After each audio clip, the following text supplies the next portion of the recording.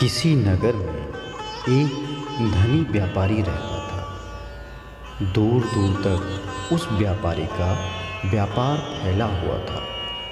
नगर के सभी लोग उस व्यापारी का काफ़ी सम्मान करते थे। इतना सब कुछ संपन्न होने के बाद भी वह व्यापारी अपने आप में बहुत दुखी रहता था और उसके दुख का कारण यह था कि उसका कोई पुत्र नहीं था, जिसके कारण मृत्यु के पश्चात व्यापार के उत्तराधिकारी की चिंता उसे हमेशा लगी रहती थी।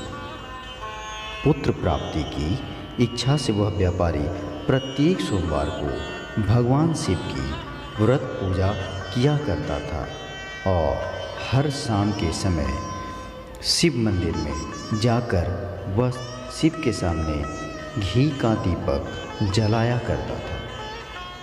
उसकी ऐसी भक्ति को देखकर माँ पार्वती प्रसन्न हो गई और उन्होंने भगवान शिव से उस व्यापारी की मनोकामना को पूर्ण करने का निवेदन किया। भगवान शिव बोले, इस संसार में उसके कर्म के अनुसार फल की प्राप्ति सबको होती है। जो प्राणी जैसा कर्म करते हैं उन्हें वैसा ही फल प्राप्त होता है। शिव जी द्वारा समझाने के बावजूद भी माँ पार्वती नहीं मान रही थी और उस व्यापारी की मनोकामना पूर्ण करने के हेतु वे शिव जी से बार बार अनुरोध करती जा रही थी और अंततः माता के आग्रह पर भगवान भोलेनाथ ने उस व्यापारी को पुत्र प्राप्ति का वरदान दे दिया।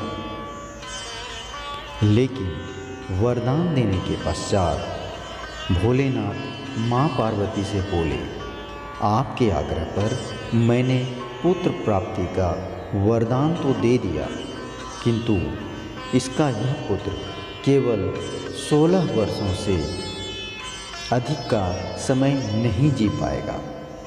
और उसी रात भगवान शिव उस व्यापारी के स्वप्न में आ गए और पुत्र प्राप्ति का वरदान दे दिया।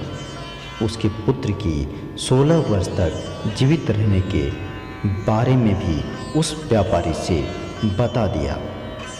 भगवान के वरदान से व्यापारी को खुशी तो हुई, लेकिन उसके पुत्र की अर्ध आयु की चिंता ने उसकी खुशी को उसी पल नष्ट कर दिया।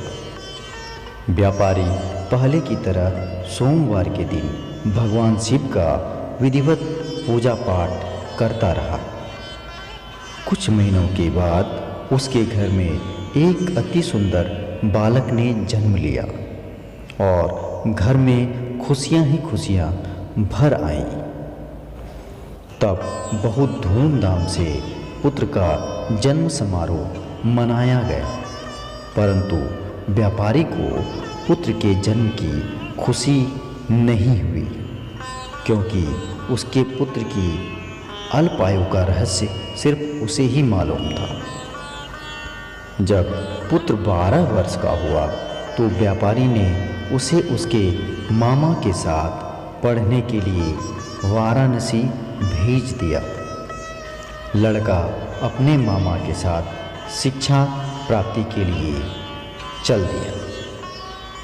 रास्ते में जहाँ भी मामा वांझे विश्राम करने हेतु रुकते, वहीं यज्ञ और ब्राह्मणों को भोजन कराते। काफ़ी दूर लंबी यात्रा के बाद मामा भांजे एक नगर में पहुँचे। उस दिन उस नगर के राजा की कन्या का विवाह था, जिस कारण पूरे नगर को सजाया गया था। निश्चित समय पर बारात आ गई, लेकिन वर का पिता अपने बेटे के एक आंख से काने होने के कारण बहुत ही ज़्यादा चिंतित था। उन्हें भय था कि इस बात का पता चलने पर कहीं राजा विवाह से इनकार न कर दे। इससे उसकी बदनामी भी होगी। जब वर के पिता ने व्यापारी के पुत्र को देखा तो उसके मस्तिष्क में एक विचार आया। उसने सोचा, क्यों न इस लड़के को दूल्हा बनाकर राजकुमारी से विवाह करा दो। विवाह के बाद इसको धन देकर विदा कर दूंगा और राजकुमारी को अपने नगर ले जाऊंगा।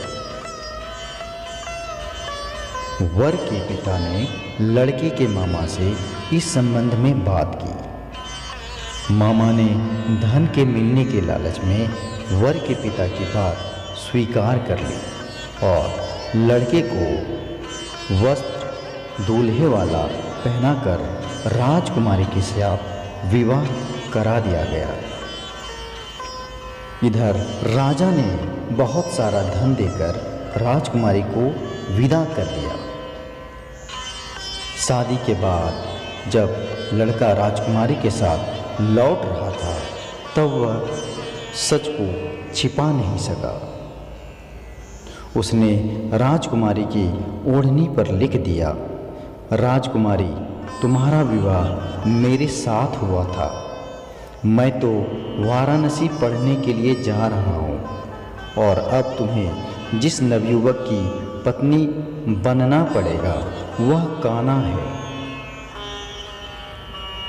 जब राजकुमारी ने अपनी ओढ़नी पर लिखा हुआ यह बात पढ़ा तो उस कान्हे लड़के के साथ जाने से इनकार कर दिया और जब राजा को ये सब बातें पता लगी तो उसने राजकुमारी को महल में ही रख लिया। इधर लड़का अपने मामा के साथ वाराणसी और गुरुकुल में पढ़ना शुरू कर दिया। जब उसकी आयु 16 वर्ष की हुई तो उसने यज्ञ किया। यज्ञ की समाप्ति पर ब्राह्मणों को भोजन कराया और खूब अन्न वस्त्र का दान भी किया। रात को वह अपने शयन कक्ष में सो गया।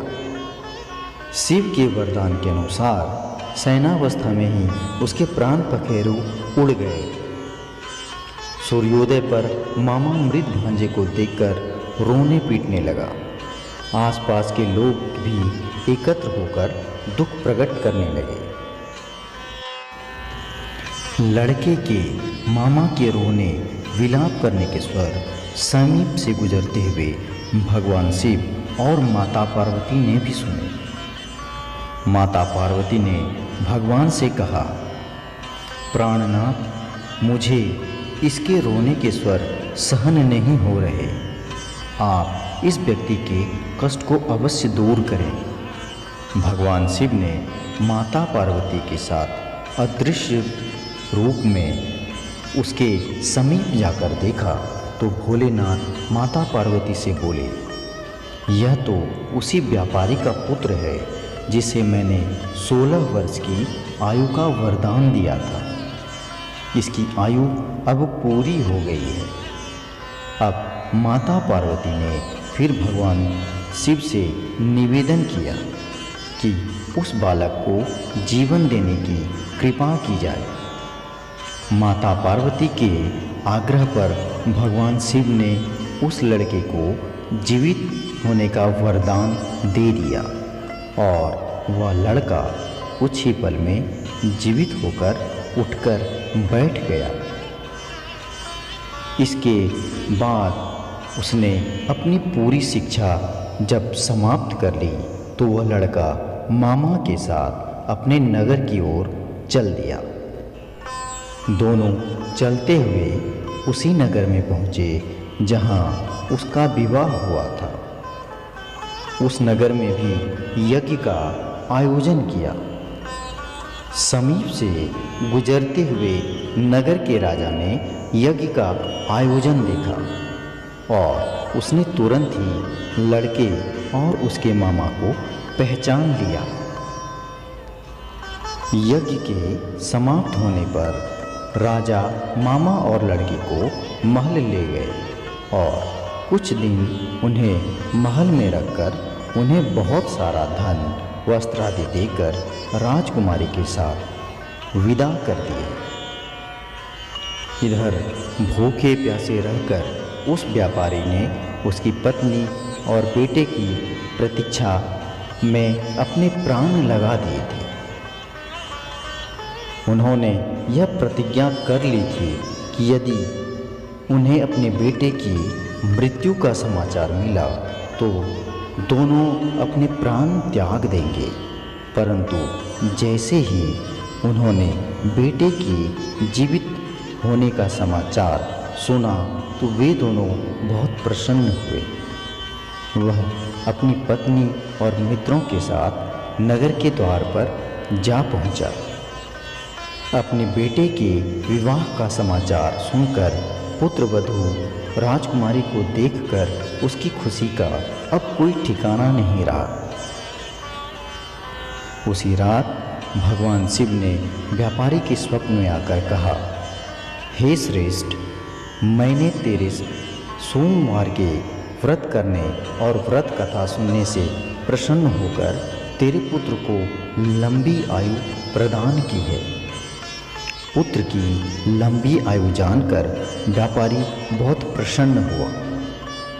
शिव भक्त होने तथा सोमवार का व्रत करने से व्यापारी की सभी मनोकामनाएं पूर्ण हो गईं। इस प्रकार जो भक्त सोमवार का विधिवत व्रत रखते हैं और व्रत कथा सुनते हैं, उनकी सभी इच्छाएं पूर्ण हो जाती हैं।